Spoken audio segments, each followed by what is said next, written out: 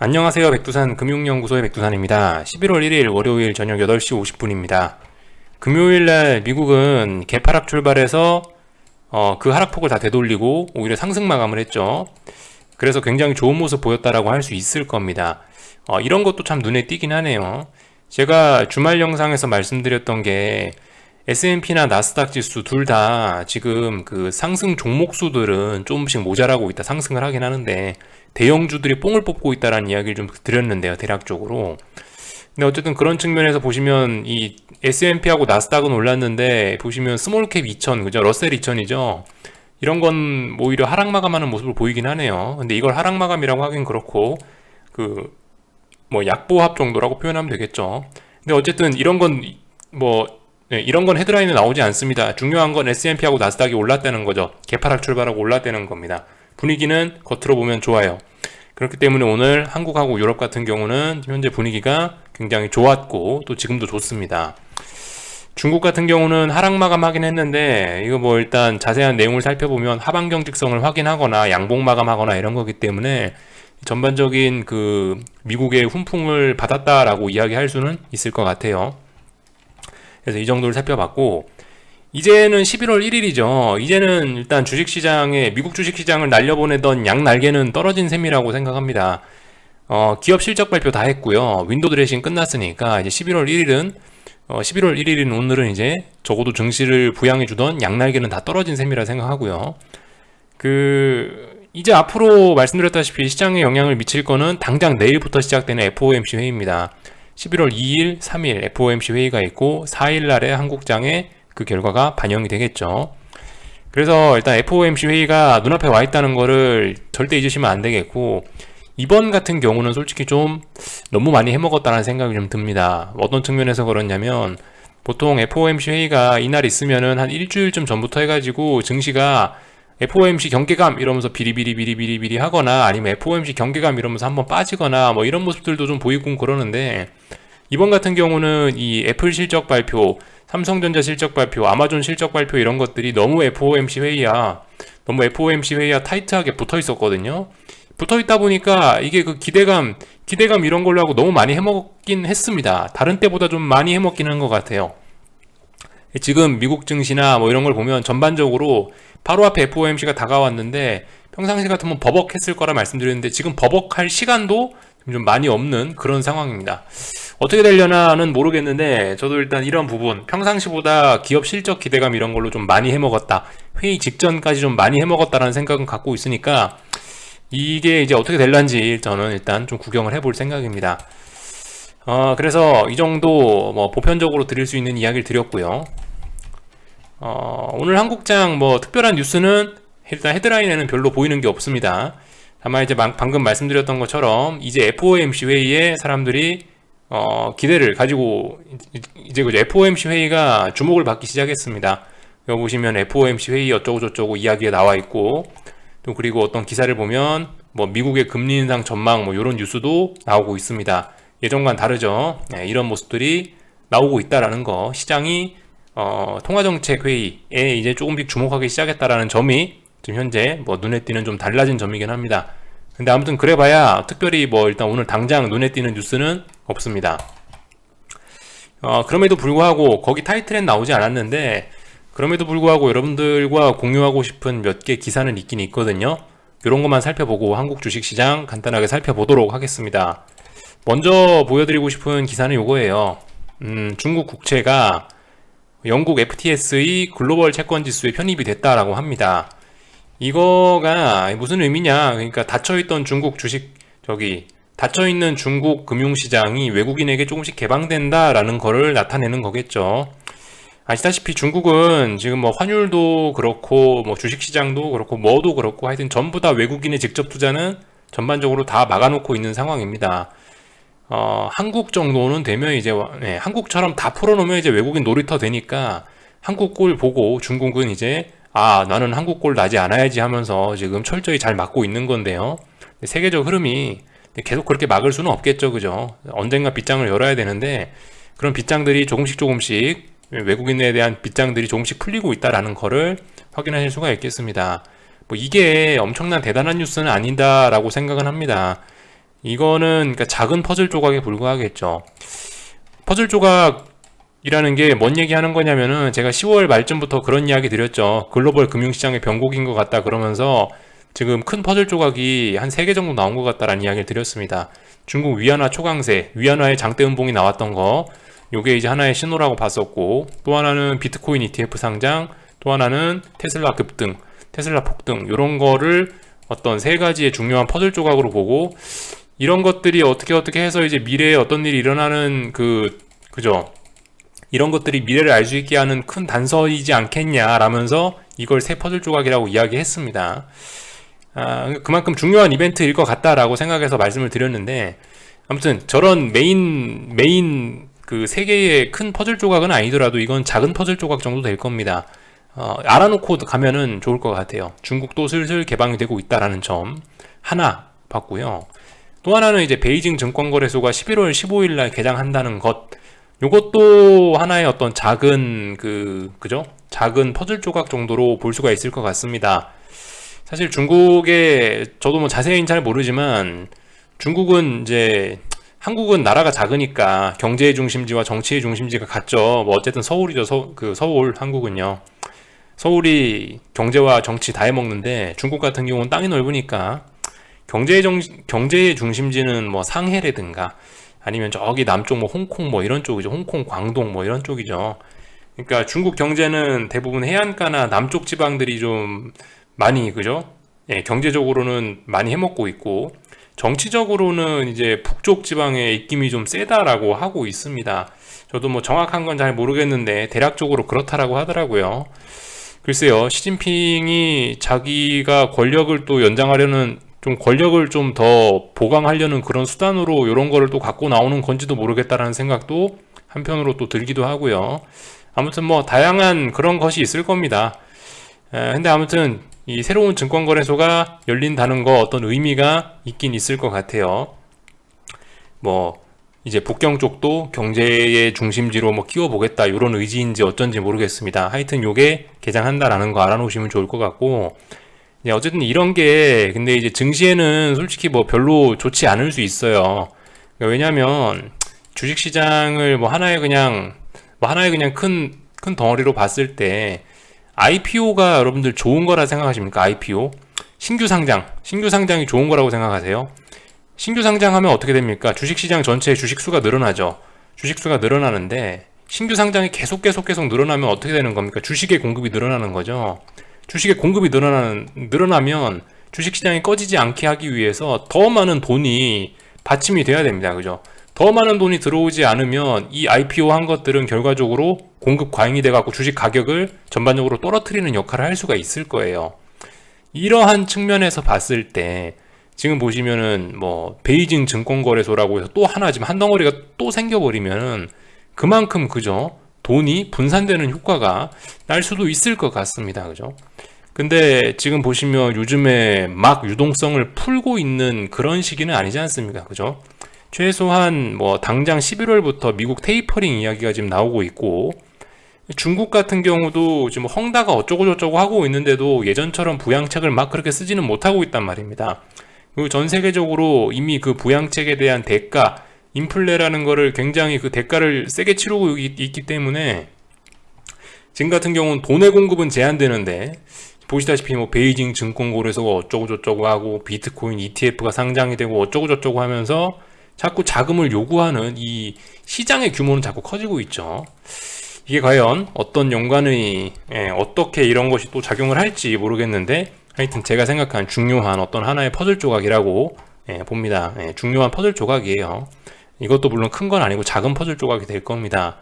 그래서 일단 이런 게 있다라는 정도 알고 넘어가시면 좋을 것 같고, 오늘 뭐 엄청 중요한 건 아니고 제가 방금 말씀드렸다시피 어떤 그 중국의 유동성을 흡수하고 있다, 공급하는 건 아니다 이런 이야기를 드렸는데요. 오늘 뭐 이런 일도 있었다라고 합니다. 중국 인민은행에서 어쩌고저쩌고 해서 그 실제로 유동성을 1,900억 위안을 회수한 셈이다 라고 나와 있죠. 요즘에 뭐 홍콩 시끌시끌한데 여전히, 근데 보시다시피 유동성 막 흡수하고 있다라는 거, 이런 흐름 보시면 되겠고요. 오늘 중국 증시는 하락 마감하긴 했는데 뭐 PMI가 뭐 이상했다라고 합니다. 그래서 PMI가 발표됐는데 뭐 좀 이상해갖고 중국 증시가 빠졌다. 요 정도 알고 가시면 좋을 것 같습니다. 그래서 이 정도 뉴스를 살펴봤고요. 일본 같은 경우는 무슨 뭐 정치적인 뭔 일이 있어갖고 뭐 일본 증시가 올랐다라고 하는데, 어쨌든간 뭐 중국 뭐 지금 저기 일본 정치고 간에 뭐 중국에서 뭐가 어떻게 뭐 PMI가 어떻고 유동성이 어쩌고 간에 이제 시장은 어쩔 수 없이 FOMC에 주목을 하게 되긴 될 겁니다. 그래서 지금 오늘 나온 이런 뉴스들, 뭐 오늘 경제지표가 어쩌고 오늘 중의원 선거가 어떻고 이런 거는 가볍게 그냥 보고 넘어가시면 좋을 것 같습니다. 약간 일회성 뉴스가 될 것 같아요, 이런 것들은요. 그래서 일단 여기까지 하고 오늘 한국 주식시장을 보도록 하겠습니다. 한국은 사실 오늘 근데 말씀드렸다시피 특별히 일단 뭐 드릴 이야기는 없습니다. 오늘 일단은 뭐예요? 392가 어떤 중요한 저항이라고 말씀드렸는데 392 일단 못 넘었죠. 못 넘었으니까 제가 아침에 말씀드린 대로 일단은 그 이제 400은 못 넘는다란 가정을 하고 숏을 한번 사보는 게 맞긴 맞을 겁니다. 근데 아무튼 그럼에도 불구하고 저는 지금 392도 깼고 400도 이 정도면 완전히 붕괴했다라고 봐도 괜찮지만 미국이 어쨌든 강하니까 여전히 완전히 안심하지는 않고 계속 긴장을 하고 보고는 있겠습니다. 어쨌든 뭐 이제 이 정도에서 사셨다 라고 한다면은 이제 뭐 기다려보는 수밖에 없을 것 같아요. 솔직히 뭐 이런 자리에서는 당한다라고 해도 사보는 게 그게 정석적인 겁니다. 뭐 미국이 어떻게 되던 간에 그건 잘 모르겠고, 한국은 반등시 매도인데 일단 반등이 나왔고 그 반등이 어딜 넘어가지 않았으니까 일단 뭐 한번 질러보는 거예요. 미국이 어떻게 되면은 그럼 이제 그건 이제 뭐 내일 대응을 하면 되는 거고, 일단 오늘 눈에 보이는 거는 못 넘었기 때문에 일단은 한번 뭐 질러보는 겁니다. 그 다음에는 이제 주식 투자가 확률적인 거니까 잘 되길 빌면서 이제 기다려보는 수밖에 없는 거죠. 그렇게 하시면 될 것 같고요. 그래서 일단 뭐 기다려보자, 이런 이야기만 드리면 될 것 같습니다. 뭐 오늘 그래서 풋옵션들이 뭐 일부 그 과잉됐던 게 좀 해소가 좀 됐고, 그래서 61선에 거의 다들 맞고 일단 저항을 일단 61선에 맞고 떨어졌습니다. 자연스러운 모습이에요. 중요한 저항이니까 당연히 그 맞고 떨어져야죠. 맞고 떨어질 자리에서 떨어졌고, 그 콜옵션들 같은 경우는 일단 멈칫했습니다. 그죠? 멈칫했는데 대부분 다 음봉이니까 음봉을 우리가 보면서 지지력이라고 하긴 좀 그렇잖아요. 그죠? 그러니까 일단 그 콜옵션은 그냥 주춤만 했습니다. 주춤만 했고, 보시면 무거운 이평선들이 지금 보시면은 21선하고 5일선이 만나갖고 둘이 힘을 합쳐서 손잡고 내려오고 있습니다. 일단 뭐가 분위기가 일단 안 좋긴 해요.